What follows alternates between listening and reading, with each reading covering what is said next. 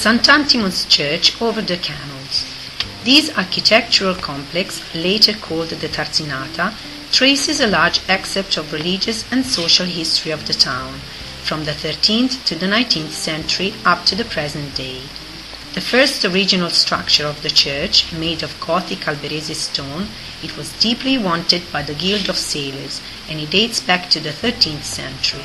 It takes its name from the canals, the underlying monumental fountain built by the Pisa Republic in 1248. In the 16th and 17th century, it was annexed by the Poor Clare monastery of St. Anastasia, who resided here until the beginning of the 800, when the church was deconsecrated and turned into a hospital by the will of Elisa Baciocchi. The church, built in a place of Pieve of San Lorenzo, initially constituted a single body with its bell tower.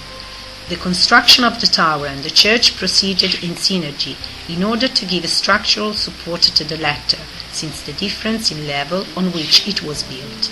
However, subsequently the fate of these two buildings were divided, given the intended use of the tower, which was changing, as it would become part of the lookout and defense system of the old dock, built by Jacopo III. Priority had to be given to the construction of the tower, with respect to the completion of the church and the adjoining monastery. This can be inferred from the dating of the tower ceramics in the decoration of its upper part, which appear to be older of at least 20-30 years, compared to that of the church used for filling the apse. Eventually, the tower was elevated, and in the second half of the 15th century it was confirmed its defensive function of the dock, hence the name of Tower of Tarzinaia or Tarzinata.